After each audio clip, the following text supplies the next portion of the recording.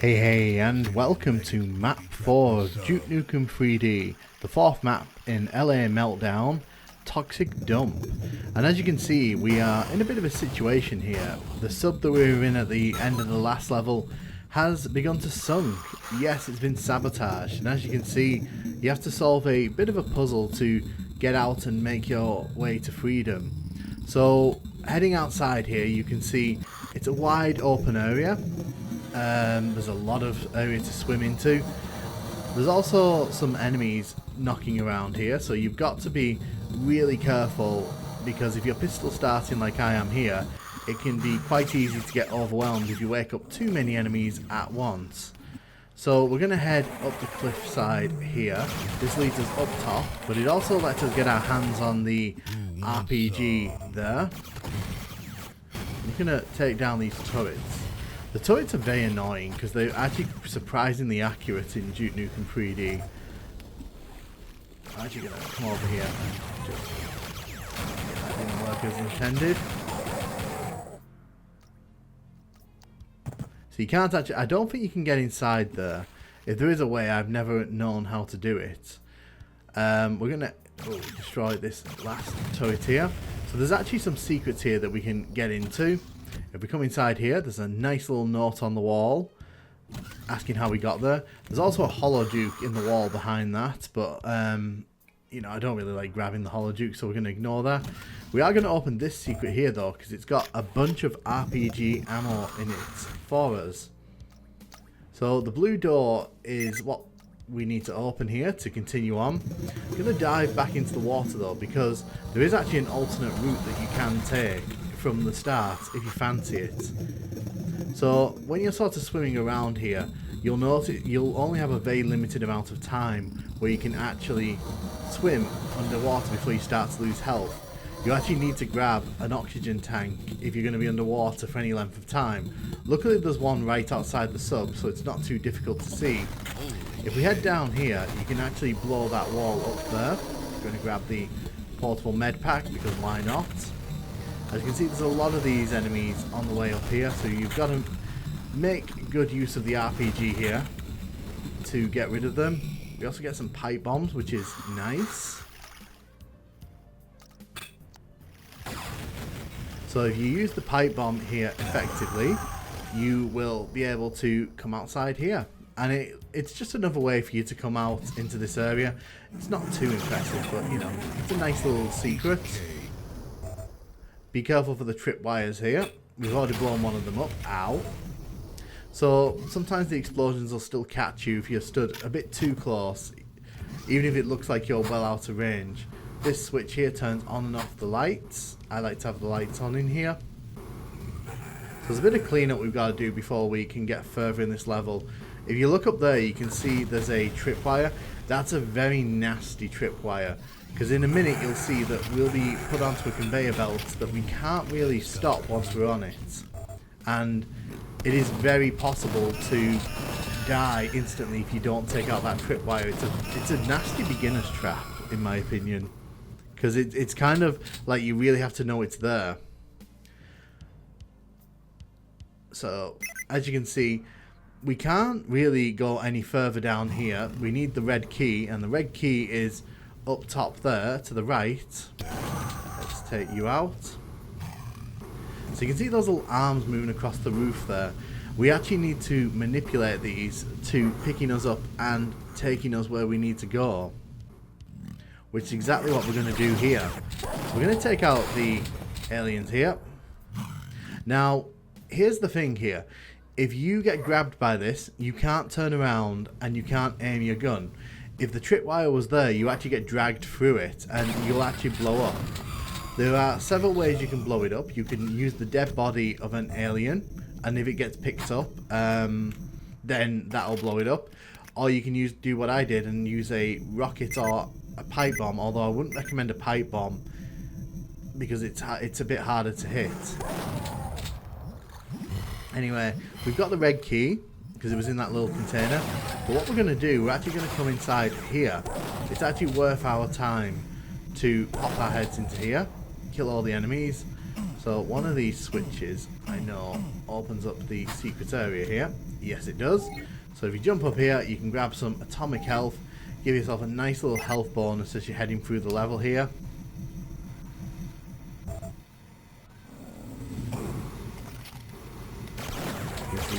One of the things about Duke Nukem is that it's not afraid to spawn enemies in behind where you've been, so it's always worth just doubling back and checking that you're not kind of being attacked from behind. So you can see that behind that red keycard was the shrink ray. Now the shrink ray is an interesting mechanic in Duke Nukem 3D. As you can see, we can't attack the enemies while we're small. We also have to stay away from them, because if we get stood on by one of the enemies, we just get squished. There's no protection for Duke when he's kind of this small. So it's important that you kind of are tracking enemies, because any enemy can just stamp on you. It won't be until I think it's the next episode where we actually get the shrink ray, where you can actually start shrinking yourself wherever you want. But in this episode, it's only where these devices are. But yeah, as you can see, this area is pretty interesting. It's got a nice little puzzle to it, and I like how unique it is. As a kid, I actually got stuck in there quite a bit. But yeah, let's continue on here.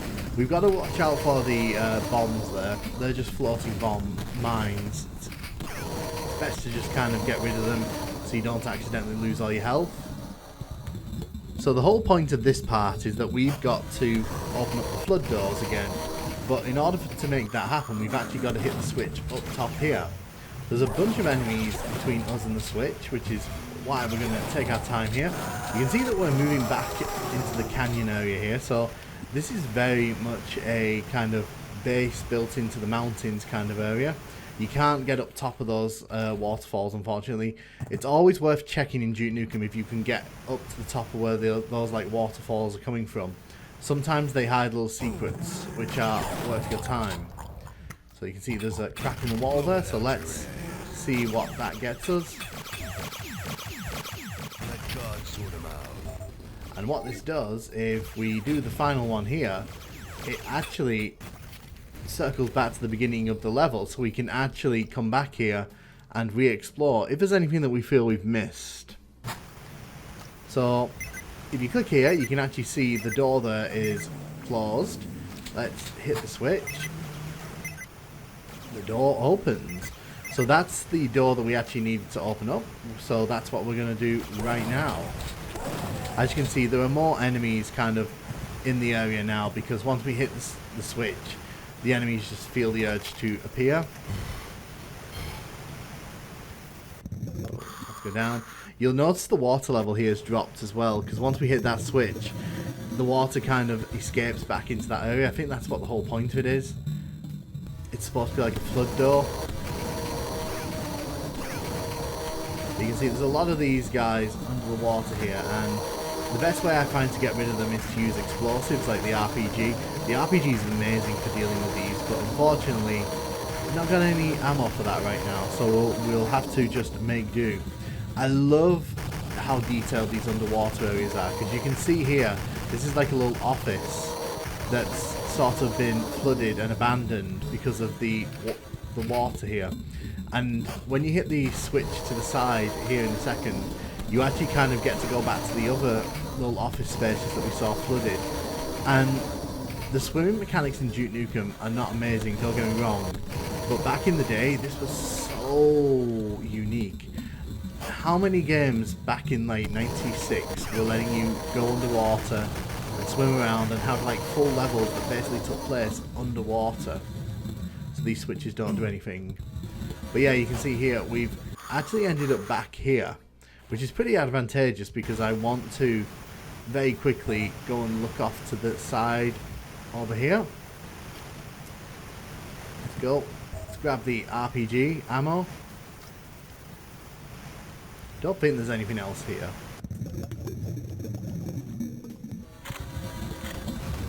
See what I mean about enemies just randomly spawning across the level? It's just something Duke Nukem does.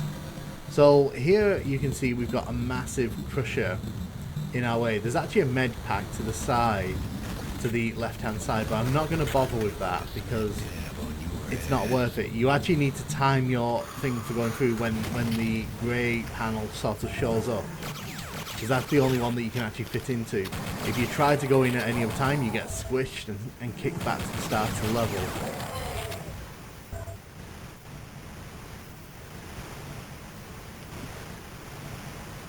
So I'm just having a quick look around, make sure there's no secret walls around here.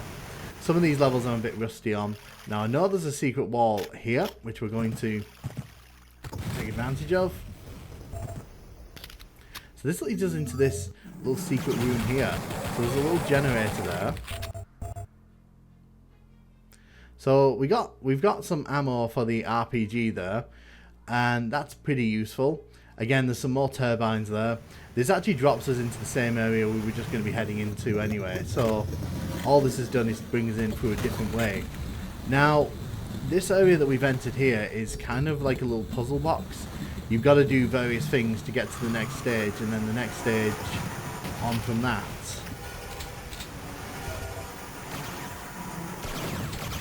Take care of you.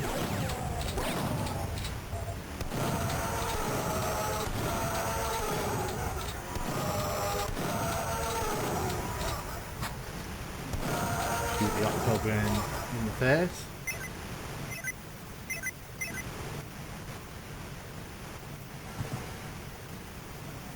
So when we hit that switch, it actually opens up some little doors at the top of like one of these waterfalls. You see what I mean about using the RPG there? It's so easy to just get rid of those little annoying enemies. So we can actually come up here now, and because this has opened up, we can actually shoot the switch, which is over here. Now, let's get rid of you first. You'll want to make sure that like you are quick, because you don't really get that long a window to actually make your move here. So you've got to be pretty precise. Oh, first time, nice. So we'll kill this, and we're pretty much on our way to the end of the level here. It's just one big toxic river from here. So if you destroy this fan here and you time your jump just right, oh, get rid of you. You can jump up there. It might take a few attempts, but it is worth it because you get 2 atomic healths in here, which is pretty nice. But you can see this is a river of toxic sludge with a bunch of these things in the way. As I said, just keep your distance, make sure you've got plenty of RPG ammo, and you'll do fine in this part. So you see, again, one thing I love about Duke Nukem 3D is just the water effects, like the way that the toxic sludge was like sort of uneven there, and it created the feeling of a current. It's very cool, very cool. So you can see that that's a green exit. We'll find out what that means in a second. This is the real exit here, so if you want to just go to the boss level, that's where you do it.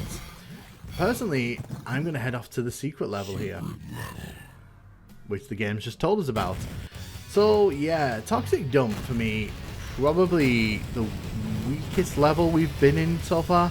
Not saying that this is a bad level by any stretch, but I think that it lacks a lot of the character that the first 3 levels kind of had. And I feel that compared to those 3 levels, this one's a tiny bit of a step down. Not too much of a step down, but I definitely think that of the 4 levels we played so far in Duke Nukem 3D, definitely the weakest.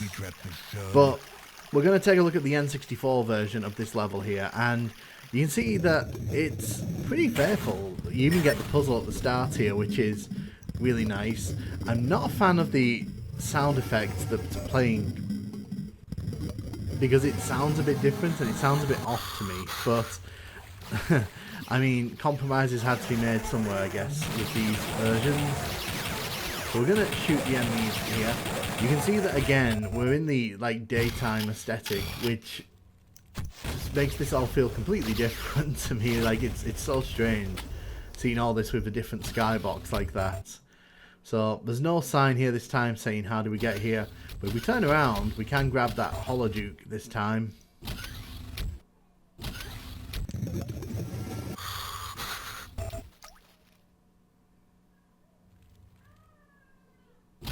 We'll grab the grenade ammo here as well.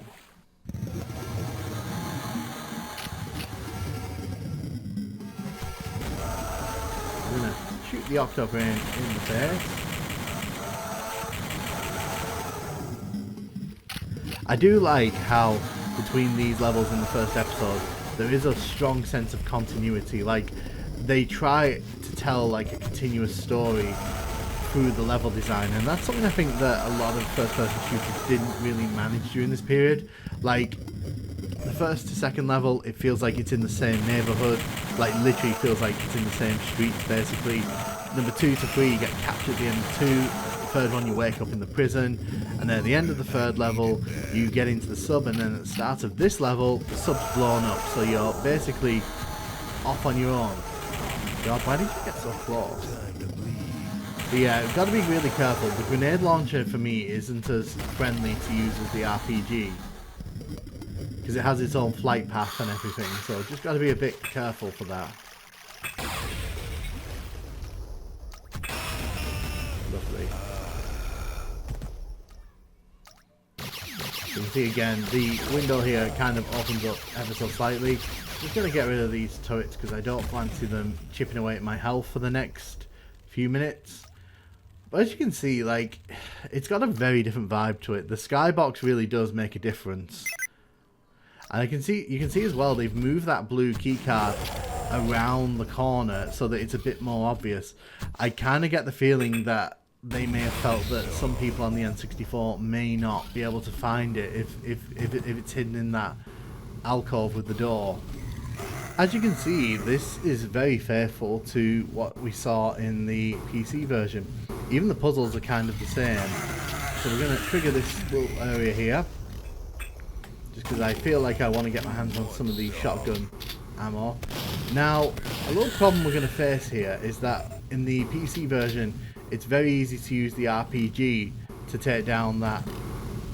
There's a tripwire up there, but unfortunately in this version, the grenades just kind of bounce off the wall, and I can't imagine trying to do this on an N64 controller, like, given how much trouble I had with it. So yeah, I might have to find an alternate solution to this one.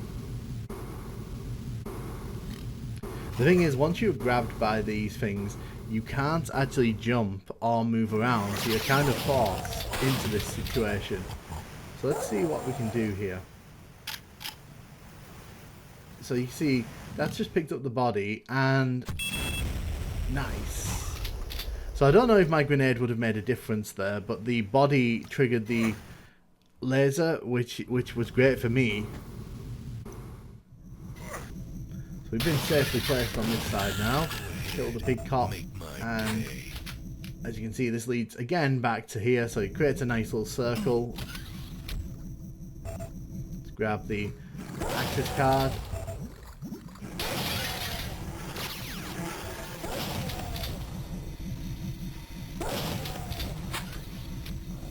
So one thing I will not understand is why did they raise these 2 atomic healths there?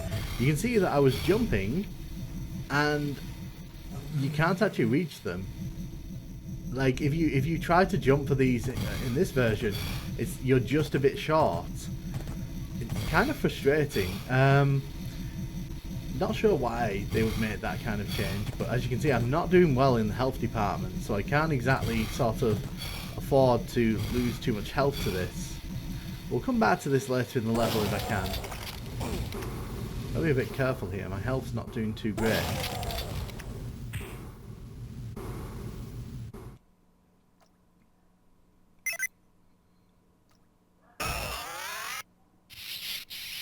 So this works exactly the same. I like how you can see the rats as well, like the rats that are running around in these areas. Sort of, it's fun to see them kind of so close and in detail. They've appeared in a few of the levels, but like we've never really talked about them because honestly they're just background noise really. If you go this way, by the way, you're only asking for trouble. It literally does not lead anywhere different. It just takes longer.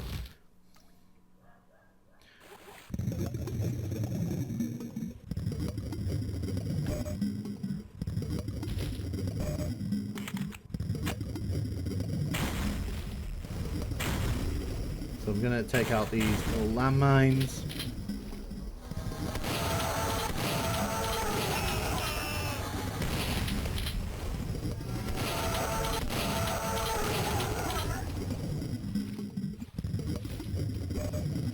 So again, what I really like about this area is that this kind of feels like somewhere that was lived in. So it actually feels like a real place, and then it kind of feels like everything kind of hit the fan, and you're kind of just arriving after that's happened.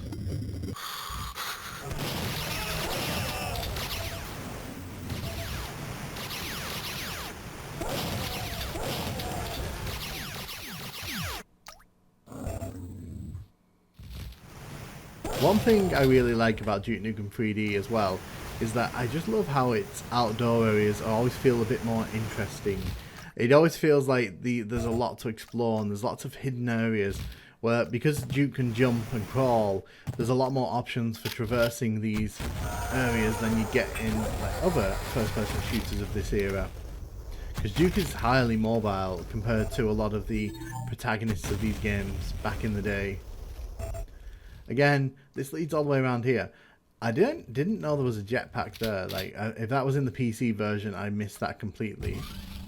I'm actually going to use that jetpack to grab the atomic health, because that would actually be really nice to have.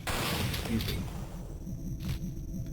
Again, kind of baffles me why they made this particular change, unless they wanted you to do a skill jump, but I'm going to be totally honest with you, given how poor the controls were on the N64 for me, I would have given up on that like so long ago.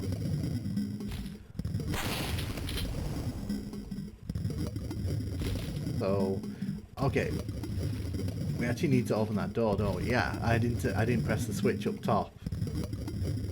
Let's head up top.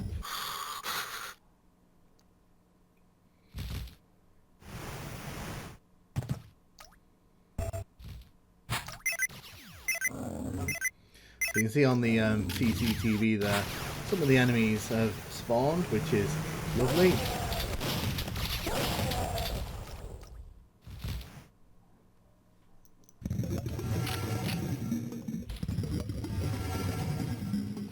So when we head in here, we've got to be really careful. Oh, I say that and then I nearly shoot myself in the face because of that octo brain. It's important when using the grenade launcher to just have plenty of space between you and the enemies, because it does kind of have a habit of kicking back like that.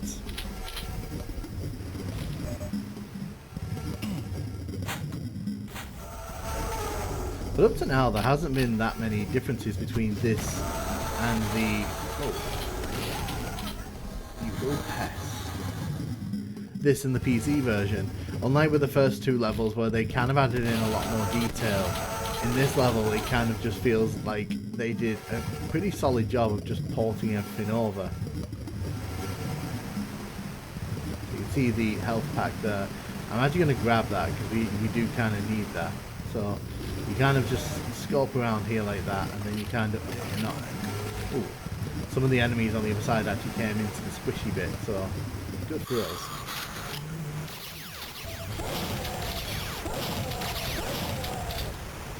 Again, I really like the change in the sky box, if only because it gives this kind of version of Duke Nukem its own flavour, and it kind of has a different visual style going for it. So where does this take us? It takes us here. But unlike in the PC version where we got RPG ammo, we actually get the submachine guns here, which I'm not complaining about. One of my big things on the PC version of the level was that we got all that chain gun ammo, and then we didn't get the chance to actually use the Ripper, because, well, not chain gun, the Ripper.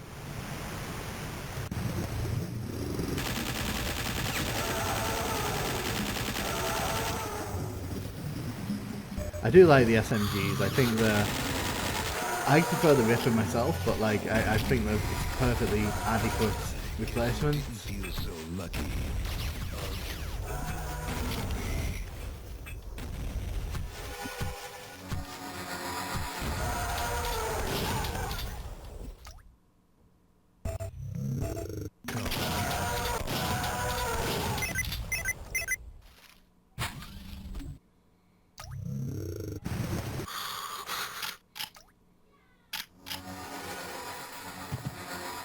Once again, we're going to head towards this switch. I'm going to shoot this in the face.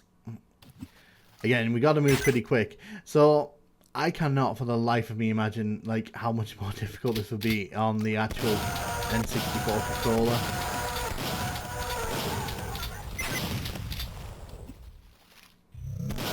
Keep doing this. I'm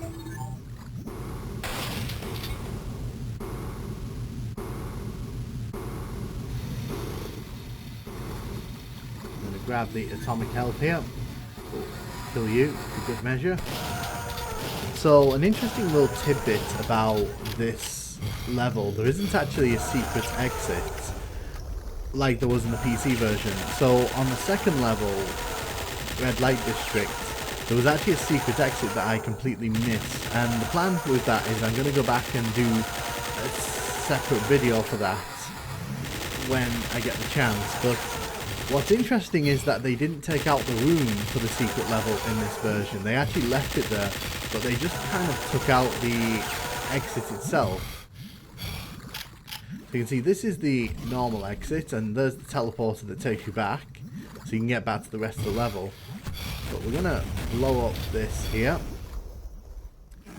Now, the secret's still here, and everything's set up for the exit, but there isn't actually an exit in here. There's just some SMG ammo.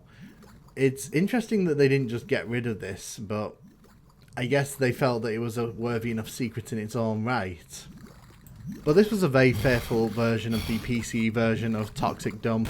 It's not really that remarkable. They didn't really add much in.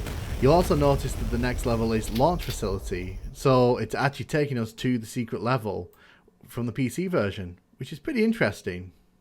Anyway, let me know in the comments what you thought of this level.